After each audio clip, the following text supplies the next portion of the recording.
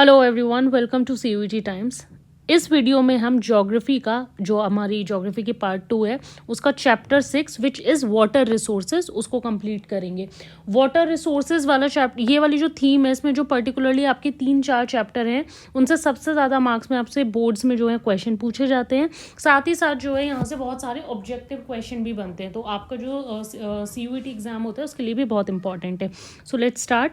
सबसे पहले हम इसमें सारी जो है बेसिक इन्फॉर्मेशन जिससे आप आंसर फॉर्म कर सकें, प्लस साथ ही साथ जो हमारे यानी कि आपका जो सब्जेक्टिव रहेगा प्लस जो ऑब्जेक्टिव होगा, आप दोनों इससे इस लेक्चर से ही आपका वो कवर हो जाएगा। तो स्टार्ट करते हैं। वाटर जो है यहाँ पे पूरे चैप्टर में जो है वाटर रिसोर्सेज, उसके इम्पैक्ट, जो पोल्यूशन हो रहा है उसको किस तरीके से रोका जा सकता है, ये सारी बातें की जा रही हैं। तो वाटर को यहाँ पर एक साइक्लिक रिसोर्स बोला गया है। साइक्लिक रिसोर्स कौन से होते हैं हमारे, जो बार बार जो है which can be formed again and again. For example जो हमारा वाटर होता है वो सी से या रिवर से जो है इवेपोरेट होता है और फिर कंडेंस हो जाता है टू फॉर्म क्लाउड्स, और वापस वो बारिश की फॉर्म में जो है धरती पर, अर्थ पर वापस आ जाता है। देयरफॉर वाटर हमारा एक साइक्लिक रिसोर्स है जिसे बार बार जो है बनाया जा सकता है। अब यहाँ पे जो है ये आपसे क्वेश्चन किसी भी तरीके से पूछा जाता है कि वाटर इज जो ऑब्जेक्टिव है, वाटर साइक्लिक रिसोर्स है, रिन्यूएबल है, नॉन रिन्यूएबल है, नन ऑफ द अबव है, तो यहाँ से सबसे पहले हमारा जो है एक ऑब्जेक्टिव क्वेश्चन बन जाता है।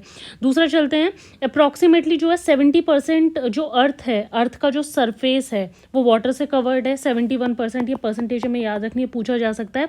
बट इसमें यहाँ पे जो कैच है कि जो फ्रेश वाटर है वो सिर्फ हमारा 3% है, जो टोटल वाटर का केवल 3% वाटर जो है फ्रेश वाटर है, और वो भी जो ज़्यादातर है वो उसे हम यूटिलाइज नहीं कर सकते हैं। उसे हम यूटिलाइज क्यों नहीं कर सकते हैं, क्योंकि वो ज़्यादातर कैप्चर्ड है हमारा, जो हमारे ग्लेशियर्स होते हैं, ठीक है, जो वो बर्फ़ की तरह जो है हम उसको यूटिलाइज नहीं कर सकते हैं। ज़्यादातर वो हमारा ट्रैप्ड वाटर है, बेसिकली ग्लेशियर्स वगैरह में जो है वो रहता है। अब आगे चलते हैं। हमारा इन एक बहुत ही स्मॉल पोर्शन का जो फ्रेश वाटर है वो इफ़ेक्टिवली अवेलेबल है ह्यूमन रिसोर्स के लिए, जिसकी अभी अभी हमने बात की है। अब इंडिया में वाटर रिसोर्सेज की यहाँ पर हमसे बात की गई है कि जो 2.45% है वर्ल्ड के सरफेस एरिया का, वो इंडिया में है, ठीक है, जो सरफेस एरिया वाटर है।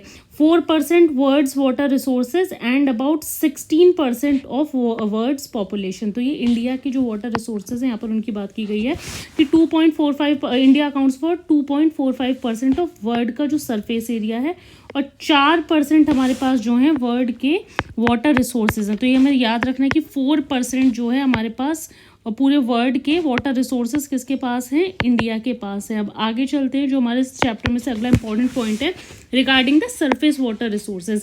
सरफेस वाटर रिसोर्सेज कौन से होते हैं हमारे, जो ज़मीन पे होते हैं, जो ऊपर होते हैं। तो टोटल उसमें 4 हमारे रिसोर्सेज हैं, रिवर्स, लेक्स, पॉन्ड्स और टैंक्स, जो आप अपनी एनसीईआरटी में देख सकते हैं। रिवर्स, लेक्स, पॉन्ड और टैंक, ये क्या है हमारे सरफेस वाटर रिसोर्सेज, यानी कि जो ज़मीन के ऊपर होते हैं, और यहाँ से आप पानी जो है यूटिलाइज कर सकते हो। तो यहाँ तक था, आई होप आपको क्लियर हुआ है हमारा सबसे इम्पॉर्टेंट चीज़। अब चलते हैं आगे। जो हमारा 32% अवेलेबल सरफेस वाटर है उसको हम यूटिलाइज कर सकते हैं, और जो एक रिवर होती है, रिवर हमारा क्या है, सरफेस वाटर रिसोर्सेज है, यहाँ से भी हमारा जो है एक ऑब्जेक्टिव क्वेश्चन बन सकता है।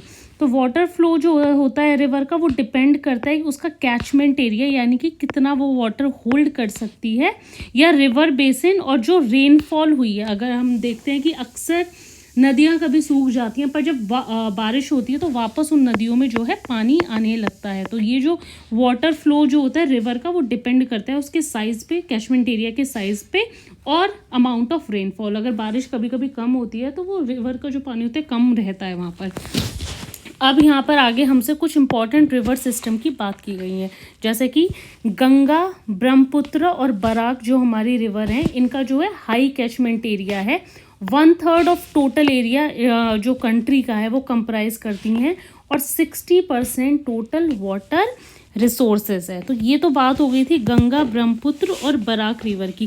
लेकिन अगर हम साउथ की तरफ चलें, जो हमारी साउथ इंडियन रिवर्स हैं जैसे कि गोदावरी, कृष्णा और कावेरी, उनमें उनकी जो खासियत है कि उनका जो पानी है इट हैज़ बीन हार्डनेस्ड, यानी कि उसको यूटिलाइज किया जा सकता है। लेकिन अभी भी जो गंगा और ब्रह्मपुत्र बेसिन है हमारी, जिसकी हमने बात की, जो लगभग 1/3 टोटल एरिया कंप्राइज करती हैं, उनके वाटर को उस तरीके से इफेक्टिवली हार्नेस या यूज़ नहीं किया जा सकता है। तो ये चीज़ हमेशा ध्यान रखना कि पूछा जा सकता है कि south Indian river for example हमारी गोदावरी, कृष्णा, कावेरी हो गई, उनका पानी जो है हार्नेस किया जा सकता है।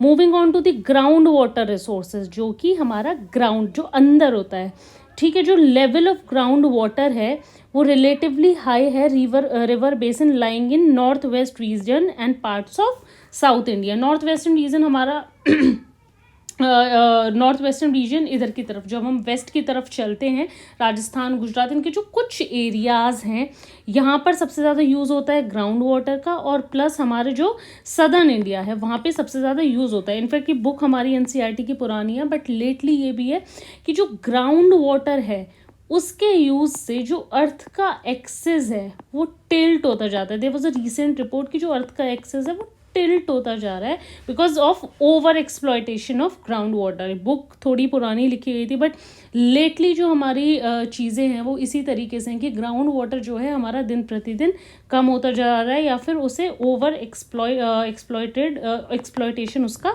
हो रहा है। और सबसे ज़्यादा किन स्टेट्स में हो रहा है, वो स्टेट के नाम भी हमें याद रखने हैं, Punjab, Haryana, which is PHRT, यानी कि पंजाब, हरियाणा, राजस्थान एंड तमिलनाडु। तो ये जो हमारे स्टेट्स हैं, यहाँ सबसे ज़्यादा जो है ग्राउंड वाटर का यूज़ होता है।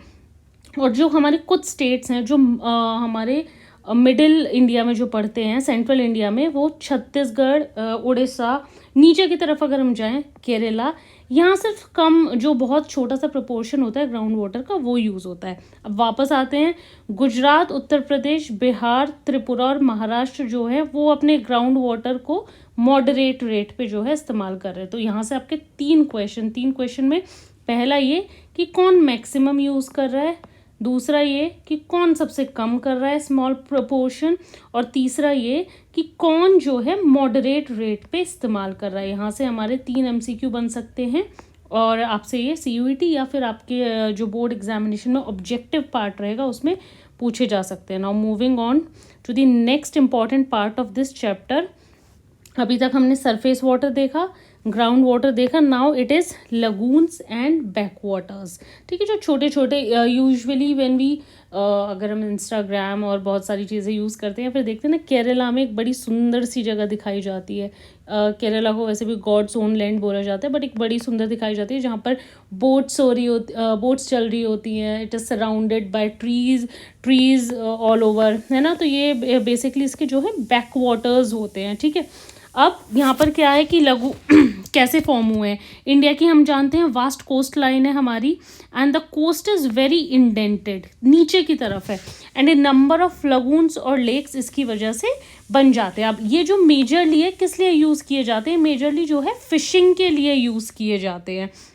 और जैसे अभी मैंने केरला का ही नाम लिया था, केरला, उड़ीसा और वेस्ट बंगाल जो है, इनके वास्ट सरफेस वाटर रिसोर्सेज हैं इन दीज लगून्स और लेक में, जिनका मेजर पर्पस जो है फिशिंग है इन वाटर बॉडीज़ में, या इरिगेटिंग जो कुछ वेराइटी होती है पैडी क्रॉप्स की या कोकोनट की, स्पेसिफिकली इन केरला। तो वो इन वाटर से जो है इरिगेशन पर्पस के लिए भी इसे यूज़ किया जा सकता है। तो these were the 3 type of resources, surface water, ground water, surface water से हमें याद रखना था बेसिकली द रिवर बेसिन्स। हमने रिवर बेसिन देखे ना, गंगा, ब्रह्मपुत्र, बराक किस तरीके से कंप्राइज करती है इतना एरिया, पर हार्नेस नहीं किया जा सकता। जबकि हमारी कुछ जो साउथ के रिवर्स हैं, गोदावरी, कृष्णा, वहाँ से मेजरली जो है हार्नेस किया जा चुका है। ग्राउंड वाटर की हमने बात की 3 तरीके से, मैक्सिमम, मिनिमम और मॉडरेट। अब बात कर ली थी हमने छोटी वाटर बॉडीज़ की, जो होते हैं हमारे लगून्स और बैक वाटर्स, जिसमें हमने मेजरली इनका पर्पस देखा। पर्पस क्या है, फिशिंग और इरिगेशन के लिए इन्हें यूज़ किया जा सकता है। सिंस इंडिया की वास्ट कोस्ट लाइन है, कुछ जगह पर इंडेंटेड है, वहाँ पर ये जो है लगून्स और लेक्स बन जाते हैं। अब वाटर डिमांड और यूटिलाइजेशन की जो है बात करते हैं। इंडिया में जो मेजर, अगर हम अपना अभी भी रूरल एरियाज़ की तरफ ऑक्यूपेशन देखें तो क्या है, एग्रीकल्चर। ठीक है, और जो 2/3 पॉपुलेशन है हमारी वो डिपेंड करती है किस पे, एग्रीकल्चर पे। हालांकि धीरे धीरे ट्रांजिशन हो रहा है और एज आई सेड कि बुक जो है थोड़ी पुरानी है, तो वो जो नया डेटा होगा वो भी आप पढ़ते रहिए कि जो 2/3 पॉपुलेशन है वो जो एग्रीकल्चर पर डिपेंड करती है। और जो डेवलपमेंट हो रहा है इरिगेशन का to increase agricultural production has been assigned a very high priority. किसमें? 5 ईयर प्लान हमारे अब तो बंद हो गए हैं, पर पहले हमारे 5 ईयर प्लान हुआ करते थे। टोटल स्टार्ट हुए थे हमारे 1948 से आना, ये जवाहरलाल नेहरू जी के टाइम से, और अभी हमारे जो 12 टोटल जो है हमारे 5 ईयर प्लान आए थे, उसके बाद से ये आना बंद हो गए। पर इसमें जो इरिगेशन होता है ना, उसको बहुत हाई प्रायोरिटी दी जाती थी। क्यों? क्योंकि एग्रीकल्चर का इतनी वास्ट पॉपुलेशन है हमारी, तो हमारा जो है एग्रीकल्चर अच्छा होना बहुत ज़्यादा ज़रूरी है, ताकि बहुत ज़्यादा, क्योंकि एग्रीकल्चर अच्छा नहीं होगा तो अल्टीमेटली वो बहुत सारी चीज़ों को जो है इम्पैक्ट कर देता है ना। इम्पोर्ट्स भी, अगर कोई फसल हम नहीं उगा पा रहे तो अल्टीमेटली वो हमें इम्पोर्ट करनी पड़ती है। इम्पोर्ट करते हैं तो गवर्नमेंट के ऊपर बर्डन आता है, गवर्नमेंट के ऊपर बर्डन आता है तो कहीं ना कहीं वो हमारे ऊपर पास ऑन हो जाता है in form of certain taxes. तो इरिगेशन का अच्छा होना बहुत ज़्यादा ज़रूरी है। अब उसके लिए हमने कुछ मल्टीपर्पस रिवर वैली प्रोजेक्ट बनाए, जैसे भाखरा नंगल, हिराकुद, दामोदर वैली, नागार्जुन सागर, इंदिरा गांधी कैनाल। तो ये याद रखना, ये पूछे जा सकते हैं किस तरीके से, which of the following is a multipurpose project. Bhakra Nangal बाकी 2-3 नाम दे देंगे आपको, भाखरा नंगल एक दे दिया तो चूज द करेक्ट आंसर बोल दिया, या चूज द इनकरेक्ट आंसर। तो यहाँ से भी आपका जो है एक क्वेश्चन बनता है। अब चलते हैं आगे। जो एग्रीकल्चर है, it accounts for most of the surface and ground water utilisation. तो सबसे ज़्यादा अगर हम यूटिलाइजेशन की बात कर रहे हैं तो किस में वो यूज़ हो रहा है? एग्रीकल्चर में। अब इस तरीके से यहाँ से भी एक क्वेश्चन बनता है कि इंडस्ट्री दे दी, एग्रीकल्चर दे दिया, ठीक है, 2-3 ऑप्शन और दे दिए, तो उसका करेक्ट आंसर आपका एग्रीकल्चर होगा कि most of the surface of ground water utilisation वहाँ पर हो रहा है। कितना? वो भी दिया हुआ है कि 89% सरफेस वाटर यूज़ हो रहा है किसमें? एग्रीकल्चर में, और 92% जो है ग्राउंड वाटर यूज़ हो रहा है एग्रीकल्चर में। अगर हम डोमेस्टिक सेक्टर की बात करें, जो हम घरेलू यूज़ जो होता है ना, हाउस जो पर्पस के लिए होता है, उसमें जो है हमारा जो सरफेस वाटर है वो 5% के लगभग जो है यूज़ हो रहा है। ये हमने बात की थी इंडस्ट्रियल सेक्टर की, sorry, this is about the industrial sector की। वहाँ 2% जो है हमारा सरफेस वाटर और 5% जो है ग्राउंड वाटर। बल्कि जो हमारा डोमेस्टिक सेक्टर है उसमें 9% सरफेस वाटर जो है यूज़ होता है। तो ये बात थी वाटर यूटिलाइजेशन की, जो सबसे ज़्यादा डिमांड किया जा रहा है हमारा एग्रीकल्चर सेक्टर में। अब नेक्स्ट है हमारा इरिगेशन पर्पस के लिए। अभी हमने यहाँ एग्रीकल्चर की ही बात की है, तो अगर इरिगेशन पर्पस की हम बात करें कि इरिगेशन पर्पस में कैसे यूज़ हो रहा है, वाटर जो एग्रीकल्चर में यूज़ हो रहा है मेनली इरिगेशन के लिए यूज़ हो रहा है। क्यों? अब इरिगेशन की ज़रूरत क्या है? देखो, इरिगेशन की ज़रूरत हमें क्यों है? क्योंकि हमारी जो है स्पेशियो टेम्पोरल वेरिएबिलिटी इन रेनफॉल, यानी कि अगर हम यहाँ पर ही इंडिया का मैप देख लें, अच्छा ये पूरा मैप नहीं है चलिए, बट अगर हम बात करें यहाँ इंडिया की कि स्पेशियो टेम्पोरल वेरिएबिलिटी रेनफॉल में किस तरीके से, देखो कुछ एरियाज़ हैं जिनको प्रॉपर बारिश मिलती है, but Rajasthan, and we often see certain memes related to Rajasthan and it's पानी की कमी, कि किस तरीके से पानी वहाँ पे बहुत कम है। तो राजस्थान, गुजरात, इन स्टेट्स में इतनी ज़्यादा बारिश नहीं होती है, ठीक है। तो इसी को स्पेशियो टेम्पोरल वेरिएबिलिटी बोलते हैं कि हर जगह जो है डिपेंड करता है। जैसे मुंबई में देखो कितनी ज़्यादा बारिश हो जाती है, वहीं तमिलनाडु में ये जो साउथ वेस्ट मानसून जो हमने 11th क्लास में पढ़ा था, जब आता है तो वहाँ उतनी ज़्यादा बारिश नहीं होती है। उनके लिए विंटर में जो है रेन आती है, उनका जो रेनी सीजन होता है। तो इसी की वजह से ना, अब क्रॉप्स को तो हम नहीं रख सकते हैं कि जब बारिश आएगी, हालांकि वो कुछ फार्मर्स रखते हैं कि बारिश होगी तो हम सर्टेन क्रॉप्स को जो है तभी उगाएंगे, लेकिन सीजन पे भी डिपेंड करता है। तो इसलिए पानी की कमी इरिगेशन के थ्रू जो है पूरी की जाती है। जो लार्ज ट्रैक्ट है हमारी कंट्री के डेफिशिएंट इन रेनफॉल, इनकी हमने बात कर ली। नॉर्थ वेस्टर्न इंडिया की तरफ हम जाते हैं, यूपी के भी कुछ ऐसे एरियाज़ हैं, बुंदेलखंड वगैरह, जहाँ पानी जो है बहुत कम होता है। और डेक्कन प्लेट्यू की भी हम डेक्कन प्लेट्यू में भी जो है ये रेनफॉल डेफिशिएंट होता है। Winter and summer seasons are more or less dry in most of part of the country. जैसे अभी हमने तमिलनाडु की बात की, अब तमिलनाडु में यहाँ पर बारिश आ जाएगी, ठीक है, लेकिन जो हमारे यूपी, दिल्ली इन पर्टिकुलर एरियाज़ में जो होता है पर्टिकुलरली हमारा साउथ वेस्ट मानसून होता है गर्मियों में, विंटर्स में आती है, कभी भी बारिश वैसे आ जाती है, but it is not sufficient कि आप किसी पर्टिकुलर क्रॉप को उसमें ग्रो कर सको, क्योंकि प्रॉपर इरिगेशन चाहिए होता है। तो इसी पर्पस के लिए जो है तभी अभी जो 5 ईयर प्लान की बात हुई थी, इसलिए हाई प्रायोरिटी दी जाती थी ताकि जो है एग्रीकल्चर अच्छा रहे। अब जो बहुत से एरियाज़ हैं जहाँ एम्पल रेनफॉल, जैसे वेस्ट बंगाल और बिहार में अच्छा खासा जो है, वहाँ तो कभी कभी फ्लडिंग भी होती है बहुत से एरियाज़ में, जैसे वेस्ट बंगाल के कुछ एरियाज़ हैं जहाँ अभी भी फ्लड्स आए हुए हैं। तो ऐसे एरियाज़ में जो है अगर मॉनसून में ब्रेक लग जाए या उसका फेलियर हो जाए, वो ड्राई स्पेल क्रिएट कर देता है। ड्राई स्पेल यानी कि सूखा पड़ गया, it is detrimental for agriculture. तो वाटर नीड जो होती है कुछ क्रॉप्स के लिए, वो भी जो है इरिगेशन को ज़रूरी बना देती है। अब किस तरह हमने देखा कि डिमांड ऑफ वाटर इरिगेशन के लिए क्यों है। पहला कॉज हो गया उसका रेनफॉल, और दूसरा हो गया water need of certain crops. और वो हमारी क्रॉप्स कौन सी है, अगर आपने कभी राइस देखे हो, जो पैडी होते हैं हमारे, it requires lot of water, बहुत वाटर इंटेंसिव क्रॉप है वो। तभी आजकल इस तरीके के जो है मॉडिफिकेशन टेक्निक देखी जाती है कि जिसमें वाटर जो है ज़्यादा इस्तेमाल ना हो, क्योंकि वाटर ऑलरेडी जो है बहुत डेफिशिएंट है। तो राइस हुआ, शुगर केन हुआ, जूट हुआ, इस तरीके की जो है बड़ी ही वाटर इंटेंसिव क्रॉप है, बहुत ज़्यादा वाटर रिक्वायरमेंट होती है इनकी, which can be met only through irrigation. तो इसके लिए आप सिर्फ और सिर्फ बारिश पर डिपेंड नहीं रह सकते हो, यहाँ आपको इरीगेशन चाहिए ही चाहिए।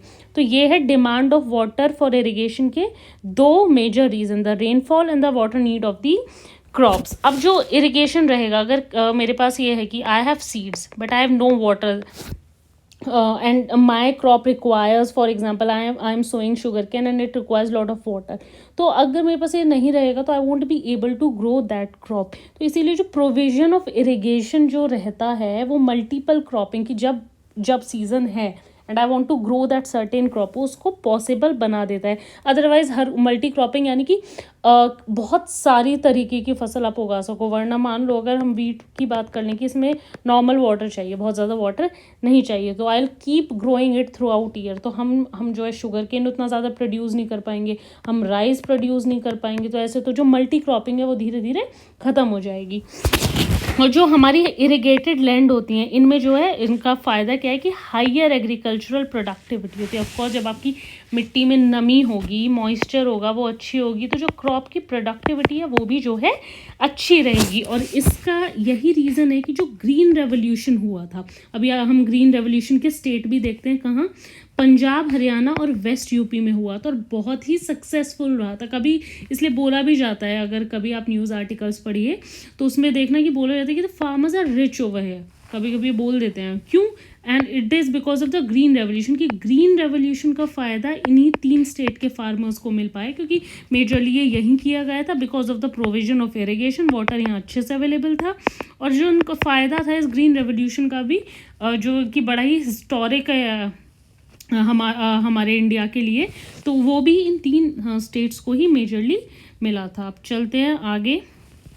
पंजाब, हरियाणा, ये इस तरीके से पूछा जा सकता है कि ग्रीन रेवोल्यूशन किस किस स्टेट में हुआ था। पंजाब, हरियाणा, वेस्ट यूपी हमें याद रखना है। और कौन कौन सी मेन क्रॉप्स थी, wheat and rice were the main crop in states की which is grown with the help of irrigation. तो इस पर्टिकुलर पोर्शन में हमने बात की है किसकी, इरिगेशन की।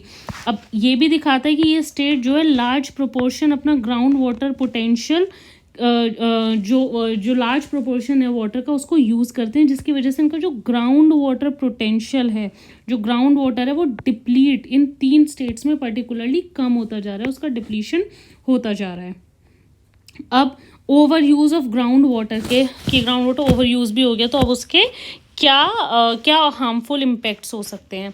तो decline in ground water table in states में देखने को हमें मिली है। तो इसकी वजह से क्या हो रहा है कि जो राजस्थान और महाराष्ट्र जैसे स्टेट्स हैं वहाँ जो है फ्लोराइड कंटेमिनेशन हो रहा है, और वेस्ट बंगाल और बिहार जैसे स्टेट में आर्सेनिक। तो ये आपसे पूछा जा सकता है, यहाँ से भी एक ऑब्जेक्टिव क्वेश्चन बनता है कि राजस्थान और महाराष्ट्र में फ्लोराइड कंटेमिनेशन और वेस्ट बंगाल एंड बिहार में जो है ग्राउंड वाटर में जो है धीरे धीरे आर्सेनिक की क्वांटिटी बढ़ती जा रही है, which can lead to certain diseases.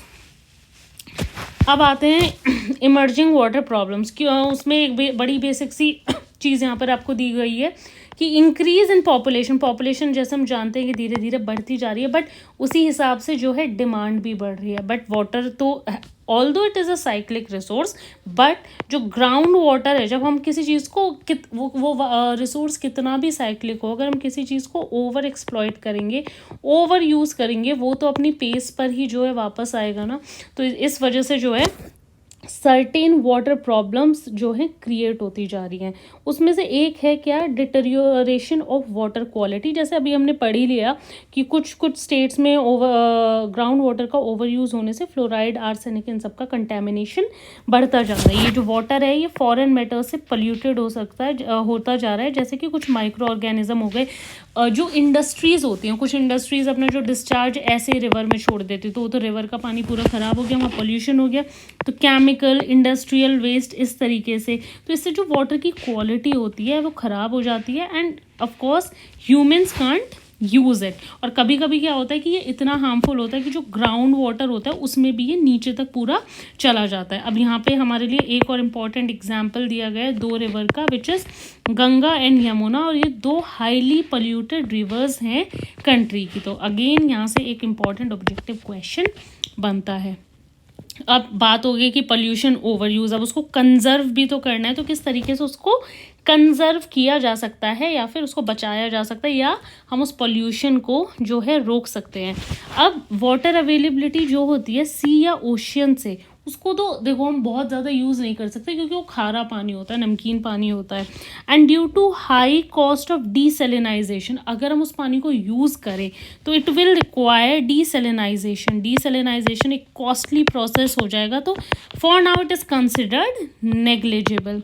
अब इंडिया को बहुत जल्दी ही कुछ स्टेप्स लेने पड़ेंगे, कुछ जो है इफ़ेक्टिव पॉलिसीज़ बनानी होंगी, ठीक है। और वैसी इफ़ेक्टिव कुछ पॉलिसीज़ जो हैं बनाई भी गई हैं। अब जैसे यहाँ पे हमने बात की थी गंगा और यमुना रिवर की, तो कभी कभी for example recently court ordered कि यमुना रिवर में छठ पूजा आप नहीं मना सकते, नहीं सेलिब्रेट कर सकते, of course because of the pollution. उसी तरीके से गंगा को प्रोटेक्ट करने के लिए एक national mission for clean Ganga भी 2015 में बनाया गया था। हालांकि बुक्स हमारी जो हैं थोड़ी पुरानी है, बट इस तरीके के जो इफ़ेक्टिव मेजर्स हैं वो लिए गए हैं। अब there is need to encourage watershed development. अब कौन से मेजर्स लिए जा सकते हैं, देखो watershed development, 1 rain water harvesting, water को रिसाइकिल और रीयूज़ करना। और रिसाइकिल और यूज़ बड़ा ईजी है कि अगर वी वॉश अ कार, अगर हमने वो कार वॉश की उससे कुछ पानी बच गया, या एसी का जो excess water, that can be use for gardening, ठीक है। तो इस तरीके से हम वाटर को जो है रीयूज़ कर सकते हैं। तो यहाँ से भी ऑब्जेक्टिव क्वेश्चन के लिए which of the following method can be used for water conservation: watershed development, rainwater harvesting, water cycling, and if one other option is given, all of the above. Of course these all 3 methods can be used. Now moving on, how can we, वो तो हो गई conservation की बात की, इन तीनों method से कर सकते हैं। अब उसको प्रिवेंट कैसे कर सकते हैं, जैसे वाटर को कंटेमिनेशन होता जा रहा है, फ्लोराइड, आर्सेनिक, नाइट्रेट्स, इस तरीके से, तो उसको प्रिवेंट कैसे किया जाए। अब जो मेजर रिवर्स है कंट्री की, दे जनरली, अब यहाँ पर एक बहुत ही बात वो दी गई है कि जो मेजर रिवर हैं हमारी, उनका जो डेंसली पॉपुलेटेड, जो लेस डेंसली पॉपुलेटेड, जहाँ कम लोग रहते हैं, पर्टिकुलरली दी हिली एरियाज़। अब आप हिली एरियाज़ में जाओ, वी से ना fresh air, fresh water, pure thing, no pollution, तो वहाँ पे किसी भी तरीके का अभी वाटर में उतना कंटेमिनेशन नहीं है जो अपर स्ट्रेचेस हैं हिली एरियाज़ के। जबकि आप धीरे धीरे प्लेन्स की तरफ आ जाओ, अपना ये नदर्न इंडिया की तरफ आप मेजरली आओ, तो यहाँ रिवर वाटर जो है एक्सटेंसिवली इरिगेशन के लिए तो हमने पढ़ लिया, ड्रिंकिंग, डोमेस्टिक, हर पर्पस के लिए यूज़ किया जा रहा है, ठीक है। और जिसकी वजह से कुछ जो ड्रेन्स हैं विच कैरी एग्रीकल्चरल, उसमें फर्टिलाइज़र, इंसेक्टिसाइड हो सकते हैं, डोमेस्टिक में आपका सॉलिड लिक्विड वेस्ट हो सकता है, और इंडस्ट्रियल एफ्लुएंट्स जो होते हैं, ये जो हमारी, क्योंकि डेंसली पॉपुलेटेड एरियाज़ है तो रिवर्स को जॉइन करके उन्हें कंटेमिनेट कर देते हैं, जिसकी वजह से जो हमारा पानी है वो पोल्यूटेड हो जाता है। उसके लिए कुछ central pollution control board which is CPCB and state pollution control board बनाया गया है। क्या काम है इसका, पर्पस अगर पूछ लिया जाता है एग्जाम में, the purpose is to monitor water quality, की पानी जो है वो किस तरीके का है या पानी जो है कैसा है। अब आगे चलते हैं कि जो यमुना रिवर है, Yamuna river is the most polluted, अभी ऊपर देखा गंगा और रिवर, और यमुना रिवर का कौन सा स्ट्रेच जो दिल्ली और इटावा के बीच में है। तो अगर एग्जामिनर को थोड़ा सा टफ करना होगा ना, तो यूजुअली हम ऐसी बेसिक डिटेल को जो है इग्नोर कर देते हैं, वो यहाँ से भी पूछ सकता है। गंगा यमुना हमने याद रख लिया, बट यमुना रिवर का कौन सा स्ट्रेच, तो दिल्ली और इटावा के बीच का जो स्ट्रेच है। उसके अलावा हमें कुछ पोल्यूटेंट्स की भी बात की गई है, वो है फ्लोराइड्स और नाइट्रेट्स जो है मेजर पोल्यूटेंट होते हैं। और बाकी कुछ रिवर जो हमारी पोल्यूटेड हैं, जैसे कि साबरमती जो कि अहमदाबाद में है, गोमती लखनऊ में, काली अदयार और जो कूम रिवर है पूरे स्ट्रेच इनके, ठीक है, वैगई रिवर जो मदुरई में है, and Musi of Hyderabad, Ganga at Kanpur and Varanasi. तो ये हमें थोड़ा सा याद रखना पड़ेगा, काफ़ी सारी डिटेल है कि पोल्यूटेड रिवर कौन सी हैं। उसके बाद बात कर लेते हैं लेजिस्लेटिव जो हमारे प्रोविजंस होते हैं कि गवर्नमेंट की तरफ से किस तरीके के प्रोविजन है, गवर्नमेंट क्या कर रही है। तो वाटर को प्रोटेक्ट करने के लिए water prevention and control of pollution act है 1974, EPA यानी कि हमारे इन्वायरमेंट प्रोटेक्शन 1986। अब इसमें आपके लिए क्या इंपॉर्टेंट है, पूछा जा सकता है कि पर्टिकुलरली मान लो आपको यही दे दिया, water prevention and control of pollution, ठीक है, व्हेन व्हाट इज फॉर्म्ड, कि बना कब है, ये वाला एक्ट जो है आया कब है, 1974, 75, 76, 77, इस तरीके से पूछा जा सकता है। तो करेक्ट आंसर आपका 74 हो जाएगा। तो यहीं से जो है डिफिकल्ट से डिफिकल्ट क्वेश्चन आपके फ्रेम किए जा सकते हैं। अब चलते हैं आगे, जो हमारा एक और एक्ट है इसमें, which is water cess act. ये आया है हमारे लिए क्या इंपॉर्टेंट है, 1977 को याद रखना। इसका क्या काम है, इसका पर्पस भी दिया हुआ है कि meant to reduce pollution also had marginal impact। तो इसका काम है to reduce pollution। Water cess act का हमें याद रखना है, 1977 में आया है और काम है रिड्यूस पोल्यूशन। और ऊपर अभी हमने पढ़ा था CPCB और SPCP का क्या काम है, वाटर क्वालिटी को मॉनिटर करना। अब रिसाइकलिंग और रीयूज़ वाटर किस तरीके से किया जा सकता है उसकी भी बात करते हैं कि हम फ्रेश वाटर अवेलेबिलिटी को कैसे बढ़ा सकते हैं, उस पानी को रिसाइकिल करके, रीयूज करके, जैसे use of water of lesser quality such as reclaimed waste water would be an attractive option. अब देखो, जो ऐसे बोल देते हैं कि पानी वेस्ट है, गंदा है, इट कांट बी यूज, तो इंडस्ट्रीज़ में जो कूलिंग रिएक्टर्स होते हैं उनमें उसको यूज़ किया जा सकता है, या फिर फायर फाइटिंग जो होते हैं वहाँ पर जो है ये जो वेस्ट वाटर होता है जिसको हम यूजुअली फेंक देते हैं, तो उसको यहाँ पर यूज़ किया जा सकता है, ठीक है। ऐसे ही अर्बन एरियाज़ में जो वाटर बच जाता है बाथिंग और वॉशिंग यूटेंसिल से, उसे गार्डनिंग के लिए यूज़ किया जा सकता है। एक एग्जाम्पल मैंने भी दिया था कि अगर हम व्हीकल्स को जो होते हैं हम अपने उनको वॉश कर रहे हैं, उसको भी जो है गार्डनिंग के लिए यूज़ किया जा सकता है। और हमने कुछ जो है कंजर्वेशन मेथड देखे थे, उनमें से एक था वाटरशेड मैनेजमेंट, एक था हमारा river water harvesting. Watershed management क्या होता है, efficient management and conservation of कौन से वाटर, सरफेस और ग्राउंड वाटर दोनों के जो रिसोर्सेज होते हैं उनको एफिशिएंटली मैनेज करना और कंजर्व करना। अब इसमें क्या होता है कि रन ऑफ की यूजुअली जो हम पानी खुला छोड़ देते हैं वो बहता जा रहा है, तो उस सब को प्रिवेंट करना, पानी को स्टोर करके रिचार्ज करना, ग्राउंड वाटर को बहुत से मेथड होते हैं उसके, जैसे पर्कुलेशन टैंक्स होते हैं हमारे और रिचार्ज वेल्स होते हैं। तो ये सब हमारा जो है वाटरशेड मैनेजमेंट में आ जाता है। इसका मेन एम है bringing balance between natural resource and society on the other, की दोनों की जो नीड्स हैं, एक तरफ है हमारा वाटर नेचुरल रिसोर्स हो गया हमारा, दूसरी तरफ है हमारी सोसाइटी। अब ऐसा भी नहीं है कि सोसाइटी बिल्कुल ही पानी यूज़ ना करे कि वाटर सारा बचता रहे, बिकॉज सोसाइटी यानी कि we humans have our own needs, है ना। वाटर हमें बहुत ज़्यादा पीना चाहिए, इनफैक्ट 70% रहता है हमारी बॉडी में भी, 71% अर्थ सरफेस पे ऐसे बोलते हैं। तो ऐसा रहे कि वो बैलेंस रहे, एक भी साइड ऊपर नीचे ना हो, कि उस तरीके से जो जुडिशियस यूज़ है, जो सस्टेनेबल बोलते हैं ना, सस्टेनेबल तरीके से जो है उसको यूज़ किया जा सके। तो दोनों का जो है ये वाटरशेड मैनेजमेंट का मेन एम है। और ये किस पे डिपेंड करता है, कम्युनिटी पार्टिसिपेशन। अगर सब लोग मिलजुल के इस काम को करेंगे तो ये मेथड जो है सक्सेस हो सकता है। उसी तरीके से सेंट्रल और स्टेट गवर्नमेंट ने अपने इनिशिएटिव लिए हैं इसको लेके, जैसे हरियाली, ये एक वाटरशेड डेवलपमेंट प्रोजेक्ट है जिसको स्पॉन्सर किया है सेंट्रल गवर्नमेंट ने। ये याद रखना आप कि इसको स्पॉन्सर किया है जो हमारी सेंट्रल गवर्नमेंट ने। और इसका काम क्या है, रूरल पॉपुलेशन के थ्रू वाटर को, जो हमारे गांव वाले एरियाज़ हैं उनकी पॉपुलेशन के थ्रू वाटर को कंजर्व करना। और ये प्रोजेक्ट को एग्जीक्यूट कौन करता है? हमारी जो ग्राम पंचायत होती है। तो स्पॉन्सरशिप, अगर पेपर टफ आए तो स्पॉन्सरशिप करके पूछा जा सकता है कि कौन स्पॉन्सर करता है हरियाली प्रोजेक्ट को, और उसको एग्जीक्यूट कौन करता है। तो ये दोनों चीज़ें हमें याद रखनी है, स्पॉन्सरशिप किसकी है और एग्जीक्यूशन किसका है। नाउ मूविंग ऑन, उसी तरीके के कुछ प्रोजेक्ट हैं। नीरू मीरू, नीर माने जल होता है, मेरू माने यू यानी कि आप, वाटर एंड यू इसका मतलब है ये आंध्र प्रदेश का है। ये आपसे मैच द फॉलोइंग करके पूछा जा सकता है। एक तरफ सारी जो है स्कीम हो, एक तरफ जो है स्टेट्स हो। तो नीरू मीरू किस में यूज़ होता है? किस स्टेट का है? आंध्र प्रदेश। अरवरी पानी संसद अलवर राजस्थान की है। अब इसमें किस तरीके से आप वाटर को कंजर्व कर सकते हो? बहुत सारे पर्कोलेशन टैंक बना के, पॉन्ड्स जिन्हें जोहर के नाम से भी बोला जा सकता है, इस तरीके से। अब यहाँ पर एक स्टेट ऐसा है जैसे कि तमिलनाडु। अब तमिलनाडु में क्या है कि वाटर हार्वेस्टिंग स्ट्रक्चर जो है, अगर आप घर बना रहे हो ना तो वो कंपलसरी है। कोई भी बिल्डिंग आपकी जो है बिना उसके कंस्ट्रक्ट नहीं की जा सकती है जहाँ पे वाटर हार्वेस्टिंग स्ट्रक्चर आप नहीं बना रहे हैं। साथ साथ एक और मेजर था हमारा, which is rain water harvesting.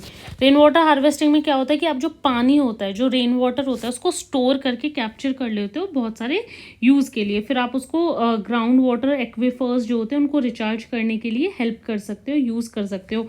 Low cost होता है, इको फ्रेंडली टेक्निक होती है। ये आपसे 2 मार्कर या 4 मार्कर क्वेश्चन भी बन सकता है आपके बोर्ड एग्जाम के लिए कि ये क्या है। तो यहाँ पे आप उसको डिफाइन कर सकते हो कि ये रेन वाटर हार्वेस्टिंग एक मेथड है कैप्चर करने का, वाटर को, रेन वाटर को, ठीक है, उसको कैप्चर करना, स्टोर करना। यूजेस क्या है?